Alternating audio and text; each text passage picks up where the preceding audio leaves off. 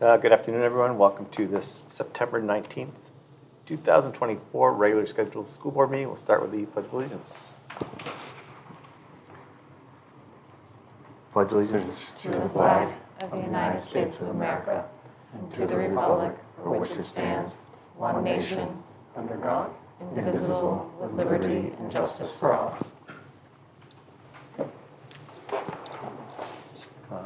Just for the record, Amy Tilton's excused this evening. And we will head right into student recognition. Do we have student recognition? No. Staff recognition? No. Committee updates. Does anyone have any committee updates? Lonnie, we have one. Do you want to give it, or do you want me to? Sure. You're more loquacious about it than I usually am. But. Continuing to work on teacher growth and evaluation committee, getting closer and closer, I think, to what tool we'd like to be implementing, and lots of great conversation about what's going to be best for teachers and benefiting their growth, and how to showcase what they're doing. Yeah, it's going well. Yeah, it's been a great conversation. Any policy updates? CIP committee? CIP met, the large CIP committee met last Wednesday and passed all the town ones, so the next meeting is for the school. I think we're scheduling, that isn't on the schedule quite yet, is it? It's October, isn't it? It's early October. The master plan committee couldn't get a quorum, so that it was the same night though, so I was happy because I had 2 meetings overlapping. I'm not happy it couldn't. And policy meets next week. Yep. Great, thank you very much. I think that's all we have. Does any other members have anything, any comments or anything you want to add? No? Okay, head right into student rep report. Okay, so our sports, girls soccer had a game yesterday versus St. Thomas, which is a D3 school. Unfortunately, they lost 0-2, but it was a good game. Made the team better. We have a game tomorrow for homecoming versus Epping at 5:15. Boys soccer had a game yesterday as well versus Raymond, who's another D3 team, and it was home, and they lost 2-3. They also have a game tomorrow for homecoming, 6:45 at home. And then cross country went up to profile and had a meet last Saturday. And the boys team won for the first time in 6 years. So very impressive. Good for them. And then they also have a home cross country meet next Thursday, which is very exciting. And we do a lot of things for that. So hosted a bonfire that Sunday. It was a good turnout. We had a lot of great feedback from it. Students had fun hanging out with friends, playing games, and having snacks. Student council, homecoming week. Super exciting. Like the theme is home is where our story begins. So with that, we have Spirit Week this week as well. It's fun seeing people dress up and show their spirit. Lip sync performances are tomorrow during the block. All the grades got like their own like theme and performance that they had to give. Seniors I know are fantasy, and then Miss McGilvery had a twist for everyone, and she threw in a decade. So we're in the 1980s. Nice. So I love it. You can probably find that on YouTube if you want. The dance is Saturday in the CAF from 7 to 9. And then at the homecoming games, every grade is having a little table for a fundraiser. And seniors are doing like Mules marching gear. So we have some foam fingers, some stickers that we made, things like that. Juniors are doing baked goods. There's going to be a candy table. So lots of good stuff going on. And then last thing for seniors too is on Monday they went to Adams Point for senior sunrise, which was very fun. It was a long day though, so very tired after that. But it was great to get the grade together, and honestly good turnout, which we weren't really expecting. But it was fun. Great, thank you. And superintendent report. Sure. I think this is a reflection of my age. I still read the newspaper. But I just wanted to highlight that the Foster's Daily Democrat recognized runners to watch for the fall of 2024, and 4 Newmarket runners were identified. On the girls' side, Alice McKenna and Magnolia Redmond. That's pretty cool. They're doing well. And on the boys' side, Jaron LeBranch and a kid whose last name seems familiar, Melcado Swanson, were identified as runners to watch for the fall of 2024. Very cool. So congratulations to them. And it's actually cool to have I wasn't able to get to the home meet last year, but I hope to be able to get there this year. There's an elementary school one. Yes, on October 3rd, I think it is, the 2nd or 3rd. So yes, I will get there. I'm a cross-country geek, so I'm really into that stuff. I did want to mention, kind of actually tying into the homecoming theme around home and so forth. Last week, the Newmarket Historical Society did a presentation in our cafetorium last Tuesday night on the history of the Mules mascot, because this is the 100th anniversary of Newmarket High School. I did want to just thank John and Chris Carpenter, who are the presenters. They did a fantastic job. Tim very kindly helped edit a video that is on the channel 8 that you can see the talk. It's actually it was fascinating. I have to be honest. It was not just about where the mule mascot came from, and I won't spoil the surprise. I'll let you kind of do that. But it's not what you think. That's what I'm saying. It's not what you think. But they also had some fascinating stories that they told. That I think were the caliber that could easily been made into a movie. So anyway, check it out. Very, very cool. I also want, if you haven't had a chance to check out the display and the display cases out there, Annette Blake and Christina Boisvert put a lot of time and energy, along with Chris and John Carmichael, to collect the artifacts that are out there. But it's a really fabulous display, and I think those the decades that you guys are tapping into are reflected in the display, which is kind of nice. And by the way, my name is in the 2020s display, so I'm officially part of history. I thought that was Yeah. I knew I was old, but now I'm a part of history, which is great. Anyway, I just wanted to thank John and Chris and the Newmarket Historical Society for that. That was a great presentation, and they had so much fun doing it. They said they're probably going to do it again at some point, so be on the lookout. I did want to mention one other thing. Last time, I think this was the last time, I mentioned the new law, HB 1014, that requires the use of the federal holiday names in all of holidays. And after a closer read of that statute, I do think I might want to make a recommendation to the board at our next meeting. Basically, you have to place the federal holiday name as the priority in the calendar, and if you choose to represent something else, you need to make it clear that's what you're doing. So we may, and actually the town of Durham has already done this, where they basically, it's like kind of an asterisk that they reference Indigenous Peoples Day, but they make it note that that's a locally recognized holiday, not a federally recognized holiday. So I'll have something to share with you next time, because I just feel like we want to meet the spirit of the law, but I think we also want to make sure we reflect the calendar where we want it to be. And by the way, there's another provision in that law that we are in Newmarket, 10 steps ahead of the state on, which is the requirement within the law to have voter registration education in high schools. And our social studies teachers have long been advocates of that. In fact, I have a flyer right here. Earlier this week, there was a voter registration day that eligible voters could register here in our high school. But anyway, that's the other provision of that law that goes into effect. So anyway, expect me to present something to you next time. And then the last thing I did want to mention is I did mention to you guys a couple meetings ago, Triple E is something that has been percolating up, and although it hasn't presented itself as a significant problem in Newmarket yet, there have been an increasing number of cases in surrounding communities.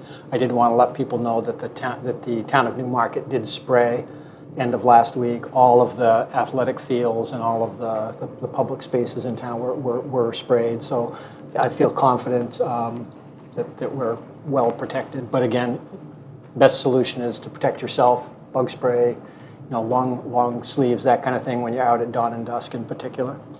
And that's all I have to say. Great, thank you very much. So we will head into presentations. As the board recalls, last meeting, we asked the district to come up with maybe a schedule for some data reports. Patty and Todd were gracious enough to do that, and Patty has a presentation while she also is gracious enough to take notes for us this meeting. Yeah, Please thank you. put on your mic, Patty. And you got to turn it on too.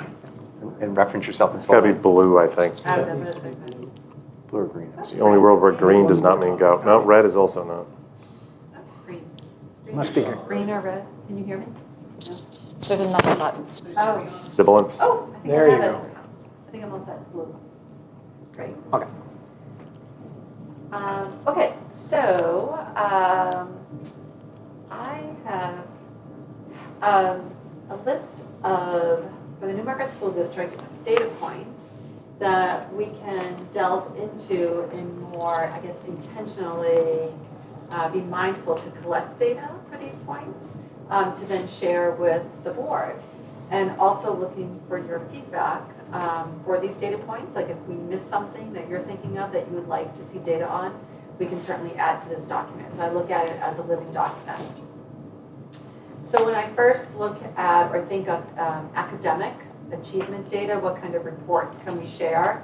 We're implementing iReady in both reading and mathematics, K through 8. So we also use iReady for what we call benchmark data, which means that we implement it in the fall, and then in January or the winter, and then in the spring. And of course, what we're looking for is student growth for our students, and in all areas of growth. And so it would be appropriate that we could share that data by November, February, and May, so that you could see the data from all the students K-8 in reading and mathematics. Then we have PSA data in the fall. Actually, that PSAT test is coming up in a few weeks in October, but we're hopeful that we'd have those results by November to share that with you. So PSAT are all of our 10th grade students, and then our 11th grade students as well. And then SAT is typically in the spring. It's typically around March that our juniors are taking the SAT. So we would theoretically have that data by May, the results of that to share with you then. And then, of course, our students in grades 3 through 8 and then grade 11 for science take the New Hampshire statewide assessment, otherwise known as New Hampshire SAS, in reading and mathematics. And I could have that probably for you by July. When they look at that writing portion, it's a little hand-scored, so it usually takes a little bit longer to get the writing portion. So that was the academic achievement report data. Do you have any questions there? Leading up? Okay. And then we wanted to start to collect data for our students in extended learning opportunities. And I would work with Jamie Hayes, who oversees our ELO programs, and start to really collect data on, we're technically year 3, would you say, or year 4? Certainly year 3 of Jamie in that role. Jamie in that Yeah. role anyway, to start to really look at data of like how many students are opting to take an ELO, what do those experiences look like, and maybe even how we are growing partnerships, in our community as well to help support our students in ELOs. Yeah, it'd be interesting to see if the change to credits has had an influence on the number of students participating. The other thing that might fit in well with the ELOs is to look at numbers for SST. I mean, in October, those should be pretty well nailed down by that point. Oh, I love that. Okay, I'm just gonna write that down. ELO and SST numbers. I mean, as well as people who are doing college credit, dual enrollment. Oh, yeah. Just in general, doing academic stuff outside the 4 walls here. I feel like there might. Actually, I could add, I'm sorry, No, AP. go ahead, I was just sorry. thinking students in our AP courses too, along with the dual enrollment. So since we're in the conversation now, I'm wondering about the correlation between grades received in the building and performance on achievement reports. That is there something that, because we could have I don't know what the averages are, right? Like in certain subjects and whatnot, but if we're averaging hey, everyone's doing great in math, and then it's oh, we're 60% proficient, that's a different, Yes. there's information in that tells us something. Yep. That I just wonder how we might be able to, and I realize this is probably an iterative over time process, and correlation is not causation. I'm very, but that how how we might be able to draw connections between the two to sort of get to a place where we feel confident that grades in the building are pretty accurate representations of performance on like where people are against grade level. Well, I mean, we're making the assumption that the achievement scores are based on the same type of learning that we want kids to come out of school with, and grades are based on, whereas I would It's also interesting. say that grades do not measure the totality of absolutely a student. Yeah. And So that, we'd have to be careful about making assumptions that, the higher achievements and it correlates with grades or directly. but the ability, like if I grades. mean, it'd be interesting to look It'd at. be interesting. I think it would be Absolutely. informative, right? Yeah. Like we shouldn't put all our eggs in that basket. Yeah, I hear absolutely. you saying Yeah, that. exactly. Yeah. Yeah. Yeah, I wrote that down. I realize that probably is challenging math, but like, Well, we can start to look at that. I mean, we could. Yeah, especially with all the different types of math or science courses or whatever. it just feels like there's Yeah. information. Yeah. Yeah, And absolutely. you can have all the raw information in the world, it's just noise, but how do you draw it into intelligence Yeah. that informs decisions that we make? Well, you know, one point I think about is our students who are in AP courses here, how do they do on the AP exam? So Yeah. like what is Yeah. their grade here versus what are they doing in the exam? Yeah. Like that. Yeah. It's interesting. And are there indicators of like Yeah. at certain? Are there trends? Are there, is there particular courses that we're seeing trends Yes. in? And why is that course and maybe not another course? What's happening there? It certainly can lead to questions and, just to learn, dig a little deeper. You just want to have some guardrails so you feel confident you're not fooling yourself. Yes. Yes. Yeah, absolutely. Patty, I would think that, the next stages of UBD curriculum development will probably get deeper into measures of, how do we measure growth in Yeah. classrooms? Because I do think that is something, How do we know students know? Yeah, Like, and what that's- is that? What does that look like? yeah. So like if you have two teachers teaching the same thing, how do you know that there's a Yeah. comparable methodology? And I would say we probably don't have We don't a lot have of that control right around now. that, yeah. And although, to Phil's point, although they wouldn't, nobody would expect them to be perfectly aligned. No. If you saw drastic differences either way, there's, something needs to Something's be going looked on. at. Yeah. You Yeah. know? It's worth a conversation.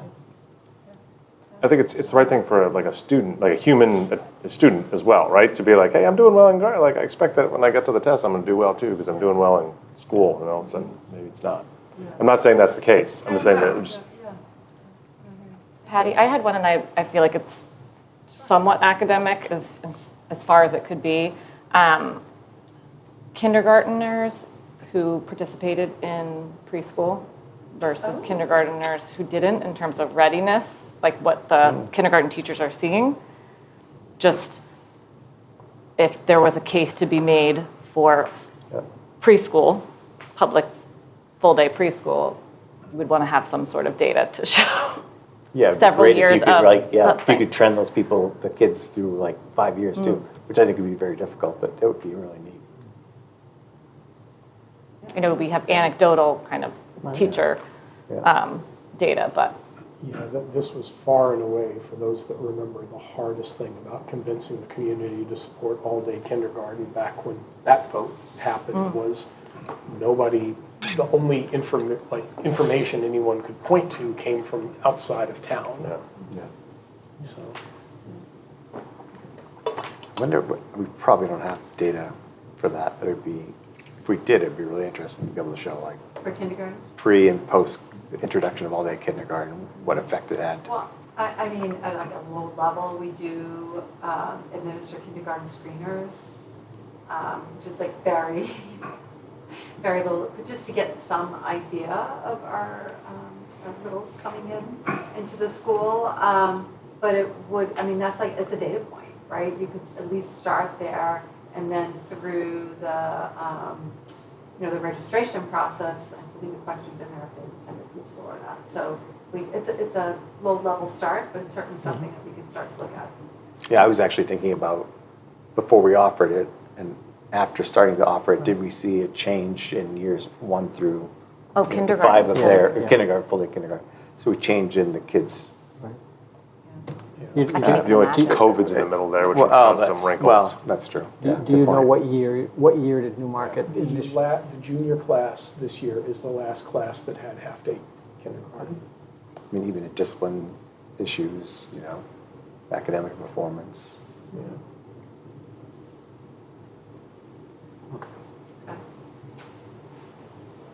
Want to go on? I feel like we need Okay. another FTE. So next is we'd like to share with you an MTSS on a more consistent basis, so a multi-tiered system of support report. And within that are several points of data. And we're looking to give you a report in December and then again in March. So things that we were thinking about were, what are the number of students in an intervention? So we think a tier 2 intervention is typically students who are scoring between the 25th and 40th percentile. They're not necessarily identified under IDEA. They might have a 504, but they're just clearly there are some gaps in their skills and knowledge so that they're in an intervention to close those gaps. So what you want is the number to decrease, right, or the number of students in an intervention. So that's one point of data. We are also always looking at our attendance data and tardy data, and that's for both elementary, middle, and high school, even though it's credit bearing in high school, so there's a little bit more weight, but it is also very important to look at that attendance and tardy data for our elementary and middle school students. And also looking at discipline data. What does that look like, whether it's detention versus suspension, in-school suspension or out-of-school suspension. Special education referrals. What is that number? And do we see trends in that number? And that is an interesting one. I'm sure Erica McNeil's also, and she may even have some of this data as well. That I can talk to Erica, maybe she can even come in. But I just know from when I was a classroom teacher and even administrator, for some reason, March and April, there's always such an increase in referrals. And sometimes it's a panic of like, oh no, we have to, get them done before they go to the next grade level. Versus, what does that intervention look like? Are we collecting data? Or how are we progress monitoring? Is a student in the right intervention? Like asking those questions too. And there actually not just wait for referral. Yeah, and you also hope that there's a positive correlation between providing the interventions at tier 2 and fewer referrals. And that's the So, goal of an yeah. MTSS system, is to have fewer referrals, yes.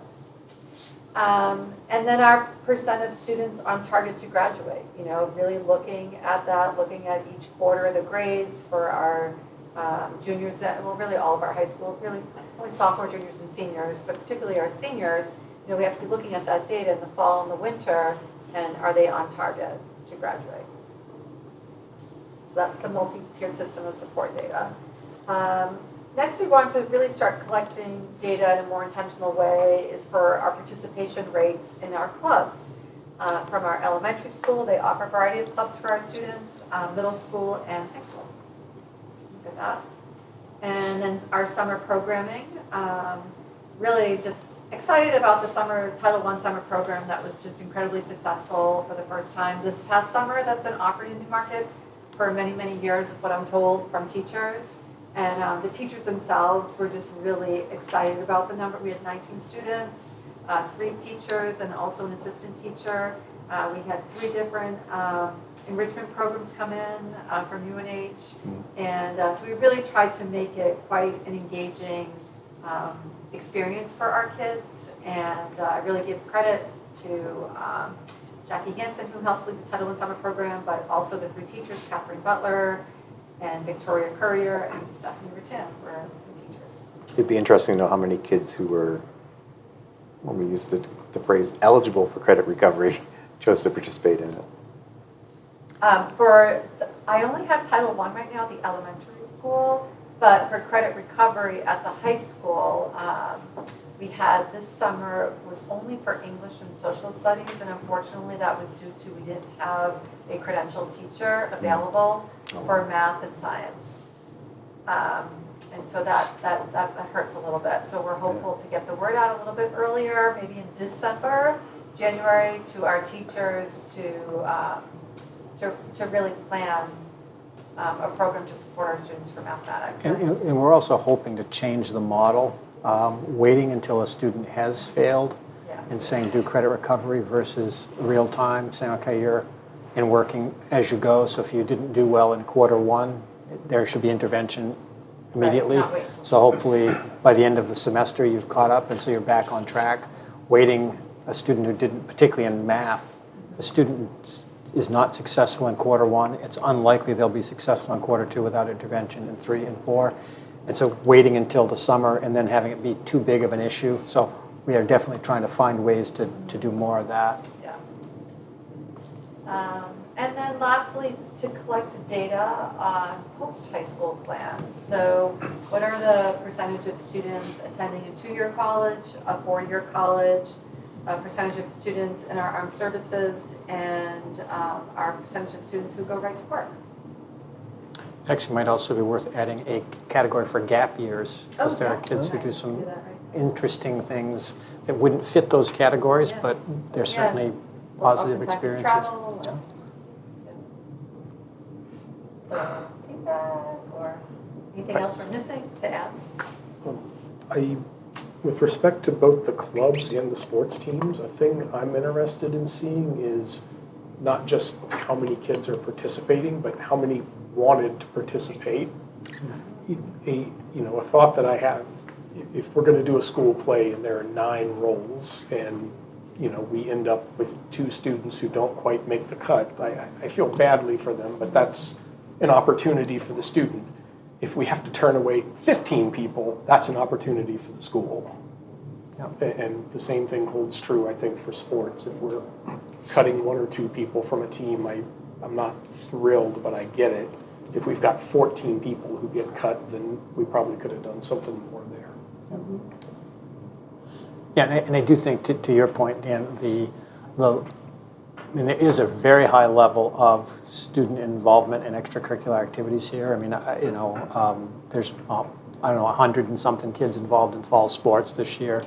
And there is a strong correlation between involvement and connection to the school and success. And so I think it's not just opportunity for the sake of, saying soccer or basketball, it's also opportunity for the sake of connection. And the more you can provide connection, the better it is for the school culture. And frankly, kids feel more connected and they do better. Yeah, and it's all right there in Vision of a Graduate. Yeah. These are experiences that we want people to have. So if we're having to turn away 50% of the people who want to do it, then we probably need to rethink how we're offering it. So I'm glad you brought up Vision of a Graduate, because my mind was in Vision of a Graduate as well. And when I look at the data points here, the top set and some of the second set, and then the bottom set are like impact data, right? It's like where people are against grade level, like some of the stuff is like discipline and attendance stuff, some of the stuff is like what are they doing post here, like or people have productive plans post it. A lot of that middle stuff is just activity data. How many people are doing this? I'm not sure activity data tells us a ton. Like I think it's important inputs, but I'm not sure exactly what we're supposed to do with, okay, there's a lot of people doing this, or there's not a lot of people doing this. So it brings me back to Vision of a Graduate and like the 6 pillars of that. And I wonder if there's a way to align the data into like, hey, here are the metrics we're using to determine we're moving along lifelong learner or effective communicator, or like so that the data points tell the story of, hey, we feel like we are tracking with these grade levels on achieving Vision of a Graduate by graduation. And maybe some of those metrics are activity metrics, but there's a mix of activity and productivity metrics in there. Does that make sense?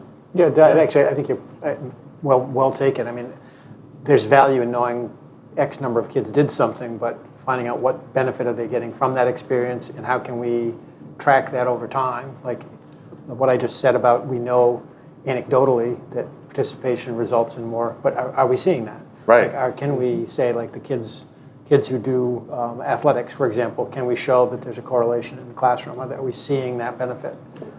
So yeah, I mean, there's definitely ways to do that. And I can see links of those activity metrics to like the health one, right? The last one is healthy lifestyle, right? And there's one about active citizenry. So I'm certain there are clubs that like makes an active member of the community. It just feels like if there's a way to tell that the data, how it's helping us achieve that, it would be helpful. I think on some level it will be anecdotal, but certainly hearing from the kids, like for all the kids that are involved in SALT. I mean, that's a student-led organization. What are the kinds of things they're engaging in, that might align with that, Yeah. that kind of thing. Even anecdotal data at this point, though, is a step in the direction. Right. Thank you for this, though. Yeah, absolutely. I guess my only feedback or concern would be, it seems like a lot. Is this going to be achievable for us without putting too much burden on the district? Well, I think our thought is we're on the front edge of saying, okay, what's the kind of stuff you want to hear about? I mean, we clearly can start working to establish, the goal you had was establishing a cadence of reports. So what we're going to try to do is to, beyond just standardized data, factor in interim between those reports. We'll get ELO reports, we'll get club reports, we'll get other things, just so you're able to hear more information. And over time, you'll give us feedback on, is that the kind of information you want to hear about? Do you want more of that? You want less of it? And then we'll adjust. So I mean, are you concerned, Patty, about a capacity to do this? Not really, because I really feel like it's in collaboration with my colleagues, that, and I too am interested in this data. And I would imagine that the building leaders are as well. Like, how many of our students are in clubs? How does that impact their academics or sports? I mean, it's all very interesting and important data to look at. So saying it out loud and making a plan, kind of forces your hand in a good way to do it. And I think it also And to embeds share. it into our, for lack of a better word, culture of the board long term, so that post us, Yeah. it continues and that there's use of it. Yeah, Phil, I From it. appreciate you saying, because I don't think of it. So I appreciate you saying it's probably going to be even more worthwhile when you make those connections to the vision of the graduate. And when I'm thinking of the vision of the graduate, they can easily be made connected Yeah. to many of the data points. So, and I think kids would love to see that as well. That's a way to really inspire, I think, students as well. You can see it at multiple levels, too, right? You clearly can link elementary school activities to vision of a graduate components and, actually metric it a lot. Yeah, I love it. Thank you. Thank you. Would it be worth us looking at things like the Bright Futures Survey? Does that have any good data in it? Is it consistent questioning? I haven't seen it in a while or participated in it. I'm not sure the bright. The 603 Bright Futures, it's Oh, gosh, that's statewide. the Department of Ed one. Department Yeah. of Ed survey, yeah. Yeah, I mean, certainly can look at it, and I'm sure there is relevance to Newmarket. There's also, we should be doing either this year, the Youth Risk Behavior Survey as well, Oh, excellent. is something that's, we should, I want to say that's this year, isn't it, Patty? You Usually remember? it's every 5 years, I thought, because you want the kids to, you don't want to get the same data. Right? Yeah. Their youth risk. Yeah, I thought it was every 2 years. I remember talking to Andy. About it. So anyway, but I think, but that there is data there too Yeah. that's very specific to Newmarket in the past.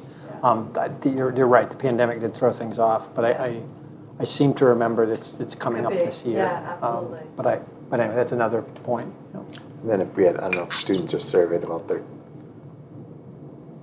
experience with their teachers, we'd have to be very careful about that. Look at aggregation of data instead of specifics to just get general ideas or trends. But Yeah. And the other thing that comes to mind too, we used to do it in Oyster River. We did a postgraduate survey, so we waited until kids were 2 years out, and then we reached out. that's what it was. Yeah. And we surveyed, like, you're 2 years into college or your life after high school. Okay, now how do you feel about Newmarket? You're 4 years out. Now how do you feel about it? And it's a lot of work, but there are companies that do that, and it's really valuable information to say, okay, what are kids who are a product of our system doing after they leave us?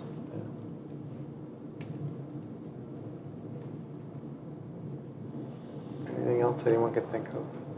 I feel like we cover population trends and class sizes and stuff as part of our normal beginning of the year reviews. Okay, great. Well, thank you very much. Thank you. Patty and Todd. Next up, we head into discussion items. First up, we have any correspondence. Anyone have any correspondence they'd like to share? We all The board did get, yeah. received a piece that we can't talk about in public session, but Yeah, that we should note that we received that. Yeah, we received another correspondence regarding a student's education. Are we going in non-public after this? We hadn't planned to, but we We certainly can if received you'd a like piece to. of correspondence about a student's education. For 5 minutes, just to like ask a question about the correspondence. Sorry. No? Yeah, just remind me when we get there, please. Somehow I got this back. I don't know why we have committee updates twice. We've already done that. All right, we do need to schedule the public hearing for unanticipated funds for the school. From the school repair and maintenance fund, I think we have a proposal for that on the next meeting, was it? Yeah, what would be ideal would be to do just like we did the previous public hearing, schedule it at the front end of the October 3rd meeting. That way, because we're in the process of finalizing details for that project, so we need to be able to do that. Totally makes sense. I'm assuming no one's against that. So I don't think we need to vote on that necessarily, but. And Todd, you had a item on the budget. Yeah, I just process wanted and to, finalized I just want to acknowledge that we have finalized our budget calendar, which is included in the packet. Probably the thing that's most immediate is, remember, October 17th, we have the budget workshop. Was the night of a regular board meeting. We replaced the regular board meeting with a budget workshop from 4 to 8, and that's when we will share with you the meat of our proposed budget for the 26th budget. And all the other dates have been confirmed through legal counsel too, so I don't need to read through it with you, but there you go. That's official.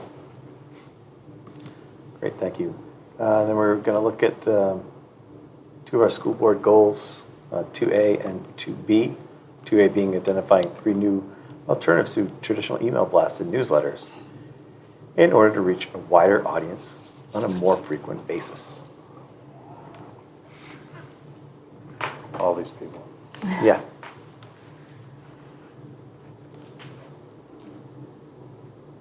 I mean, my mind obviously just goes back to the different internet-based mediums, but we also don't want to create a management issue of those different forums and the messaging, consistency in messaging that goes out. We looked at that Parent Square, or what was it, something Square? Parent Square, yeah. Parent Square. It's a tool similar to what we have, what used to be called Blackboard, but now it's Infinite. Campus. No, not Infinite Campus. It's like something Visions. Oh. It's a new name, but it's the Okay. same product. So it's the tool the school would use to communicate with people. It does offer a little more, social media type opportunities there. Realistically, I'm not sure that how many more people would sign up to use a new tool that aren't already the people who are, They are aren't watching. I don't think I think this tool allows you to push a message out to Instagram and Okay. Oh, okay. MySpace. And Right. MySpace. MySpace. All right Friendster? then. Friendster? You, Tom, one of your top 5 friends there? Goes to Napster. Goes to Napster. Goes to yeah. Olivia's like, mean, I don't know I what thought it was called MySpace is. MyFace. I didn't realize. Goes to the newspaper. Goes to fax machines, pagers. Central every Yeah. pager. Probably shouldn't bring up pagers. Yeah, no, Pagers no, are not no. a good Not a good topic right now. Yeah, so it's just a tool Yeah, that the okay. admin would use, I think. I was thinking, I mean, I guess maybe it even kind of is somewhere between A and B. Again, and I brought them up before, utilizing the PTA in some sort of, I already tried to go to some of the, but in some sort of back and forth that I can agree to go, somebody can agree to go to Yep. one this quarter and give a little something, and then they come to one meeting, just because their breadth is massive, and I think targeting some of the people who maybe don't know who we are, Yeah. and they already have the social media following, Yeah. so it could be one of those things. At our meeting today, we had. Yeah. Yeah, that's a great Phil idea. Nazaro come and he shared about this. Hey, And I it just sounds think even that better. that's, Yeah. you're using somebody you're using something that's already there, Yeah, that's that great. people are already looking at. And I think they do so much, and so I Yep. shouldn't speak without knowing for sure, but I couldn't see them saying, "Oh no, we wouldn't Well, no, be but interested at in least- collaborating with you." Yeah. At least it gives us an action item to someone to reach out to them. Yeah, I can do that. Would you do that? Yep, Yeah. sure. The They have a other- new, More directions than I do. They have a new. I think they have now co-presidents because well, I just saw her husband today. Oh, Hollick. Hollick, yes. Yeah, Kim Hollick was Oh, okay. the president for quite some time. But Great. now I think they have kind of split it up because it was a big job. Yeah, absolutely. The other appeal of the elementary school PTA, if it works well, then you build the relationship early, and hopefully it's Yeah. something you can maintain Yeah, going forward. that's great. Just piggybacking off the idea of the PTA, I mean, obviously going where the community members are, but things like, and I know many of you do this anyway, but being at the spaghetti supper or being at events in a way that we acknowledge that you're there in the capacity as a school board member to encourage people to be able to talk to you if they wanted to. So it's like Well, that's kind of the known idea thing. behind those badges. I think maybe we just need one that says school board member and not have photos on it, and our name perhaps, something just more generic, so that people Yeah. can. Just need big T-shirts that say school You board can member do that anywhere. here, the big arrow, yeah, right? Does anybody? Are you wearing yours? I am. Oh my goodness, I've hidden mine. I take one. I took one off and then put Put this the other on. on. Your, Just to make sure your, I'm in your hat. which. Yes. School board hat. It School board physically lanyard. actually makes me feel like I'm switching roles. Nice. Does Newmarket do any kind of like, I know they do the dunk tank at Backyard Bash. Yep. Do they do one for field day? Like it could be This like is going in a you bad know, spot, bad direction. I school board feel it. chair at Yeah. Backyard Bash. And then if you didn't get him at Backyard Bash, maybe you can get him on field day. Yes, I'm I would all love for to see the putting school Gary board out chair there. in that. Yeah. But like, there's also the I mean, how many students really know who the heck's on the school board? Yeah, no one knows. I could See? walk through this building and they'd be like, "Who's that?" There's four kids I can think of off the top of my head. Yeah, right. Like we're like an unknown entity. And one of inside them's the a building. representative here. Yeah. Before March, I had to be like, okay, make sure I know. So, But Backyard Bash, right? Like what are the community events that like we could like maybe it's like yeah, like the working with police was rec. at Backyard Bash. Yeah, the police were there. Like just how do we get more of a like presence of the community? Yeah, even a table, and we could just stand Give around out. it and be, so people are like, oh, that's where they go. If I want to talk to one, like, go there. Yep. You have to be careful about, obviously, the quorum, so we can, Give out that's squishies. easy enough to, Well, you don't conduct as long as we're business. not talking about business. sure. We can get together and talk about Well, I'm what the thinking if weather. we're talking to parents about Oh, yeah. school board events and whatever's going on at the board. And You'd there's three of happen us. to Yeah, yeah. But I mean, you could just step 10 feet away Yeah. and people can talk to whoever, so That makes sense. it's easy enough to handle. I like that physical presence idea though. Yeah, We're not real right now. I mean, we're real. Maybe we're not. Who knows? It's all simulation. Well, and I but think it also the- makes you approachable. So maybe somebody who was, wanting to bring something up, and they're like, oh, well, I don't want to be yeah. put on the spot or in the spotlight. I think it makes, not that they should be bringing up something in public, but if you become more approachable and they feel like, oh, we've met face to face, so if I show up to the next school board meeting, I'm not going to be Right. a stranger. Somebody will recognize me and I'll Yes. recognize them. Yeah, But put actually- them in the dunk tank, I feel comfortable. Yeah. But I do think sometimes just having those conversations Yeah. with people and say, hey, you should come and share that at a board meeting. So, Yeah. inviting people, because I do think we have a decided lack of audience in our meetings. We have the chairs Well, I for think it. that We got there's. plenty of, for those out there, we got plenty of seats.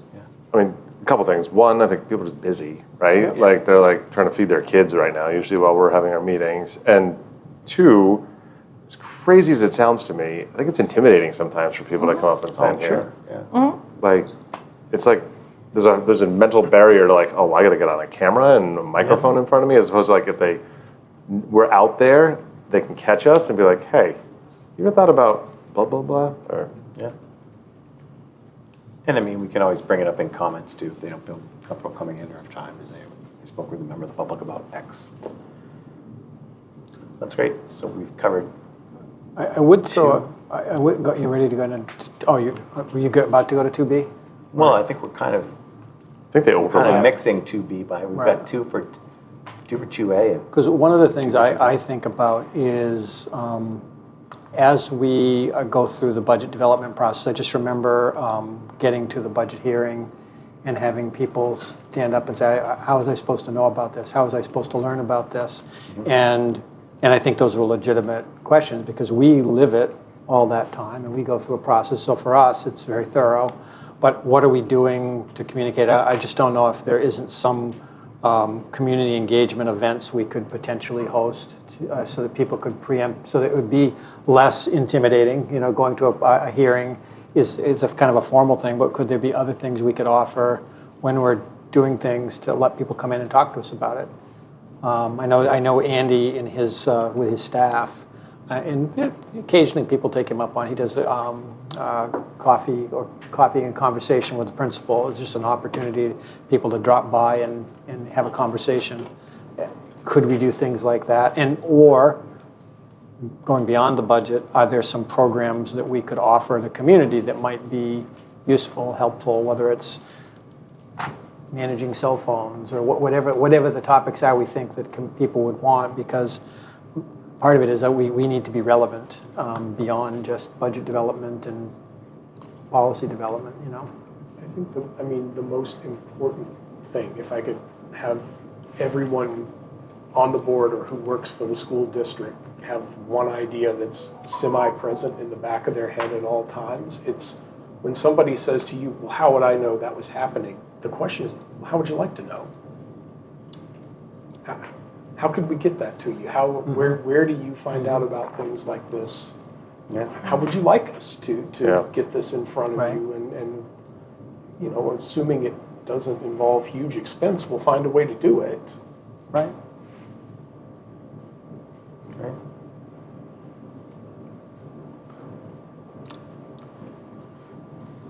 All right. I have a growing disdain for social media, but I do think that I think that's where a lot of people are at. And while I think it's a horrible place to get in any sort of conversation about ideas, like just for pushing information, I wonder if there is a way we can like leverage that as a push. Notification medium. versus conversation. Exactly. Yes. Yeah. Yeah, it's not a place for dialogue. It's a place for notification.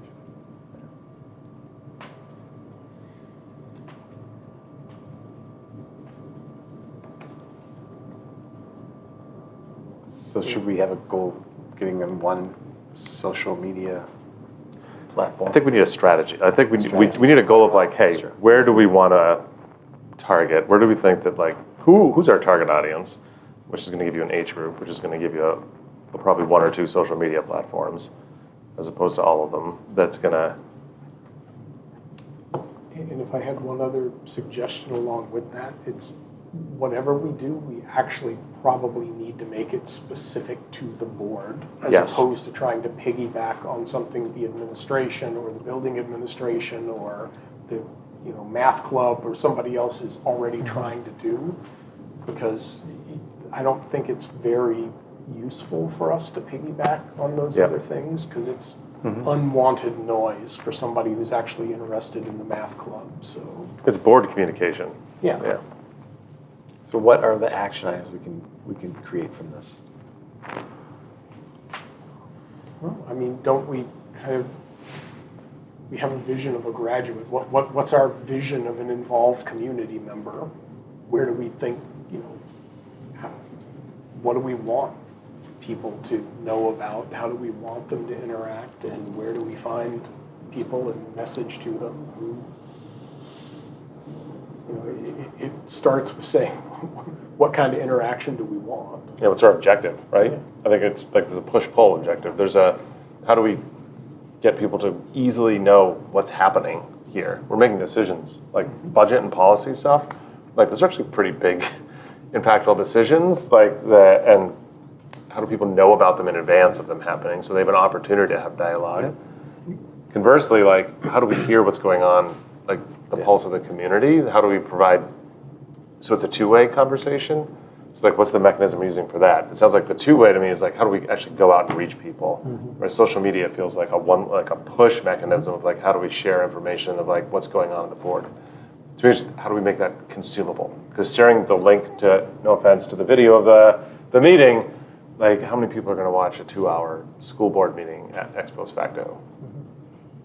So it's Gary who just sits there watching himself share a beautiful meeting. Yeah. Like, look at that use of that. I do it on 0.25 speed too, so it takes 4 times longer. There is one thing I noticed Steve Fournier has started doing. Steve Fournier has started doing these very brief reports after a council meeting, just a 3-minute, like, here's what we talked about, here's what we did kind of a thing. Because Interesting. that might be worth giving a shot, like when we have important things that are being decided, just running through it in a video kind of way. A thing you can do with YouTube that might be really fascinating in that same vein of what Steve is doing, 3 or 5 minutes, whatever we think the right number is, the synopsis of the meeting. But as you progress through that video, you have links popping up on the screen that would drop you into the actual meeting at the time. To hear the conversation. Relevant to what's being summarized in the short video. Yeah, I mean, I think that's awesome. I'd be willing to start with even just like the like easy version of it. I do think that Steve could raise his computer camera a little bit. Like the angle is rough. But yeah, I think that like if we could post something like that, just like, hey, here's like the 3, because that way you don't have to sit through 2 hours. You just hear it and like. You could accomplish 2 things with one. If you took turns as board members doing it, then you put your face out there. People say, oh, that's, and then you also are sharing information. Done that. You've Check. done it. And so, but again, what we discovered, Gary, if you recall, our videos tended to get too long because we tried to cover too much, and I feel that's why our ratings were so poor. I think we would have. Wait, we had ratings? No, that's a great idea. The other thing that occurred to me, we keep talking about email blasts and newsletters. The board doesn't have or do email blasts or a newsletter. We just rely on the administration to do it. True, but does that mean, but it's never from the board. No, I agree. So maybe that's a newsletter item, like people can sign up for like, hey, if you want to know when budget hearings are and, Board policies updates are being discussed. We can or do whatever. it. Someone's gonna have to do it though. You know what I mean? Well, Tim manages the town newsletter, and certainly there's nothing that prevents us from having a weekly or monthly thing that we submit that gets out there that can be linked, that can provide information. It could come from the board, but it goes out to everybody in the community. I think one of the challenges we have is the list that we have in the school is all the school people. You're not necessarily getting to the non-school people, but the towns is everybody. Well, and that's why I feel like if it was a newsletter specific, then people could sign up for it who wanted it, as opposed to. If you insert yourself in the towns, we don't have to fine build with it. listserv. We just have it like linked inside of one that already exists and people are getting. And that's gonna I do think we sometimes are talking to an echo chamber of people who just are already getting school information. True. And then how do we get to the broader community? A raffle. Raffle. But I'm just winner thinking gets back to the coffee with the principal. I think that when you So win a raffle of. You- You get coffee with the board chair? no, but when you offer people something, they just it really does It does incentivize, and I'm not saying a rat in my head. I'm like, how do you get people to give Punch you and their pie. information or show up to something or Free lunch. Door and cards, prize, and a little door prize dish for every the rest 15 of Yeah. person, yeah. Okay, do you have a synopsis of our ideas? I think so, like Todd and I do. We certainly If you could put a video together and share it with us all about what our ideas are, that'd be fascinating. We're going to take this video segment from this meeting and share it with you. but we have to get to the people to ask them the question that Dan was saying, right? In that newsletter, at the bottom of it could be do you like getting it this way? If not, how would you like to get it? Link to a Google survey, I don't know, or Google form. but just, you have to get to the people to ask them that question. Yeah. Because the ones that are gonna, be loudest in telling you they didn't know, that's not all the people you, there's all the people that don't know that they don't know and would want to know if they did. And there's and this relates to a conversation we had earlier about students, performance, you gotta get early, right? We got voices of people early, because what's gonna happen is we're gonna get voices after the budget's passed us. And that's when all of a sudden we're gonna have people come out well, what are you doing up there? It's just where were you 6 months ago when we were talking about this stuff? Yeah. Great. TikTok. What's that? Get Gary on TikTok. Yeah. See, TikTok. they used to, right? Start calling him TikTok, Gary. That would work better than MySpace. Yeah, it might. Anyways, all right, great. I think that was some really great conversation, and we've got some action items to work on, which is fantastic. Next up, we have the New Hampshire School Board Association Delegate Assemblies on October 19th. And actually, Amy's not here, but she is the... She's the vice chair. The delegate. So she would be the delegate going. Do we have anything we'd like a delegate to bring to discuss? No? I read through believe it or not, the list of Proposed. What's the word they use? Amendments? Resolution. Resolutions, yes. And I mean, everything struck me as either being, the response to nearly all the ones proposed was, yes, that already exists. It's been part of our thing for some time now, or duplicative of one another. But I didn't see anything in there that didn't strike me as, yeah, we probably agree with this, and moreover, it's been proposed 3 times already, and the legislature doesn't care, and on we go. Okay. Great. That does harken back for me to the last, not to go backwards, but Yeah. well, to make it this part of this agenda item, maybe she can ask other people that are at that meeting what they do to communicate with their communities, or we could talk to the NHSBA about hey, do you have best practices about this? We can't be the only community that's how the heck do we hear from these people? Everybody's having this conversation. I think everybody's struggling with how do you create that back Next and year, forth dialogue. dog tanks are going to be all over. Dunk tanks everywhere. Everywhere. It's the only thing I'm taking away from this welcome. meeting is dunk Right? tank. But it'd be great if there's some community learning about how are people doing it, and who else can we learn from that's tried things. I've reached out to the town council, and they would like to have a joint meeting with us, so we'd like to schedule that.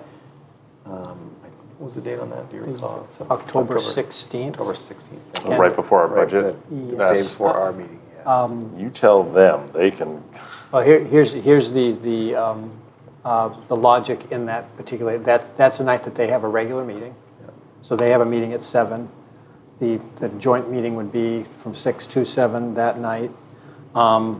In talking with Steve, I suggested that the agenda for last year's joint meeting was not as engaging and valuable to us as a board, and frankly, he agreed that it wasn't that valuable for them.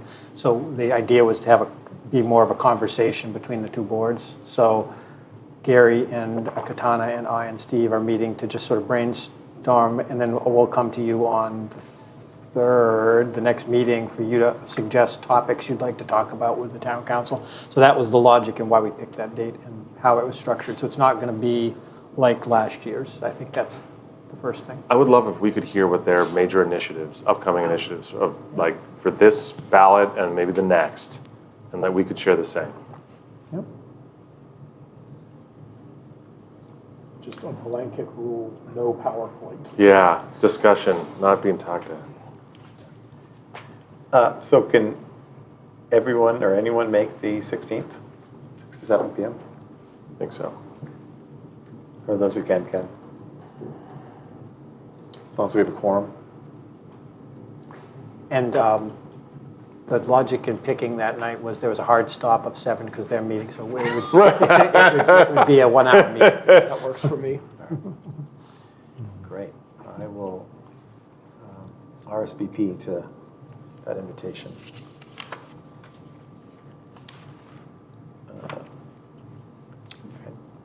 negotiations the day before. Do you need something on Monday, Tuesday? Maybe we can get We probably have the a- evaluation, yeah. We'll probably have a We can squeeze something committee in for you, meeting. Yeah. Next up, back to the agenda, we have we have a couple donations, yeah. Would you mind presenting that? Sure. The first one is a $500 donation that, to our music program, Tony Foy. They have a guest professional musician that comes in and works with kids, and it helps pay for that.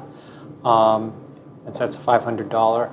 The other one is actually, I'm sure you're all very familiar with this. This one does require you to approve it because it's an amount of more than $1,000. But in the spring, Lori Carmichael was given the Nicholas Popoff Award, which is an annual award given. And so the award comes with $2,300. And so in order for her to get money and have access to that money for her program, we need to accept it officially. Yeah, I think it's actually being split, right? Nancy and Laura, yeah. Nancy and Laura. Yeah, I'm sorry, yes. I'm sorry, that's right, Nancy and Lori. My apologies. Not anymore, you said it, Lori gets it. All right, we'll open the floor for public comment at, speaking of the public, at 6:16. And seeing no one, we'll close the floor at 6:16. All right. Head into action items. So we've set the date for the public hearing. I don't think we need to vote on that, unless anyone else does. Seek a motion to approve the policy ACR, or AC with ACR, ACA, ACN, IHBCA, and JLDBB. These policies are included with red lines if people would like to take a moment to review them. Would you like me to say anything to them, or you want to just... You certainly can if you'd like to. Just to remind people, these are all the policies, or not all of them, there's still one more to come, that deal with all the Title IX changes that we are trying to account for. The changes in all of these, the first AC, ACR, and ACA are largely just terminology and who we title to be the civil rights / human resource officer, human rights officer needs to be identified, so that's in there. With ACN and IHBCA, those are really, they're basically wholesale replacements of current policies. That they're just, the tone has changed so much that they needed to change. So the ACN was a policy that you actually reviewed a couple months ago and adopted at that time it was called breastfeeding mothers. And now they've changed the name of it, and there's some terminology in it that's very different, so we've adopted that's there. IHBCA, we had a policy regarding student pregnancies, but it was very, very limited, and this is a much more verbose policy, so it covers more. And then JLDBB, the suicide prevention one, the only change to that is at the bottom, there's a state law requiring that on ID cards that kids get in the junior and senior high school level that they have suicide prevention information on the back of them, and that will we do that, by the way, so all the kids will get a badge. So that's Suicide and Crisis Prevention Line 988. I had no idea, but now I know. So this is also a PSA at the same time. There you go. Include that in the video. So I'll make a motion to approve policies AC, ACR2, ACA, ACN, IHBCA, and JLDBB. Second. Motion by Dan, second by Phil. Any discussion? All those in favor? Aye. Seek a motion to approve the non-public September 5th, 2024 minutes. The non-public? Non-public. We don't have the public minutes yet. Right, so moved. Second? Phil Mazzaro, Lonnie Stebbins. Any discussion, corrections? All those in favor? Aye. Bill, you have the I move that we approve the manifest in a total of $655,563.81. Second. Motion by Phil, second by Dan. All those in favor? Aye. Seek a motion to approve, acknowledge the $500 donation and approve the Nicholas Popoff Award donation. So moved. Motion by Phil, Second. By Dan. Any discussion? Thank you very much for the very generous donations. Thank All you. those in favor? Aye. We do have personnel matters. So there are two paraprofessionals requesting unpaid time that would need your approval on, and we have a new middle school cross-country coach, or an assistant cross-country coach, because, to Dan's point about participation, there are a lot of kids in middle school cross-country, so very exciting. There's We are 45 a kids. cross-country community now. Apparently we are. We saw it. All right. Seek a motion to accept So those. moved. Together. Thanks, Dan. To do something there. Second. Motion by Dan, second by Lonnie. All those in favor? Aye. All right. Seek a motion to go into non-public. Sorry. No, it's fine. Pursuant to 91A 3(2)(c) to discuss a student matter. So moved. Second. So Dan Smith, by roll call vote. Lonnie Stebbins, Aye. Gary Swanson, aye. Phil Mazzaro, Aye. Dan Smith. Aye. With that, we are in non-public at 6:21 PM.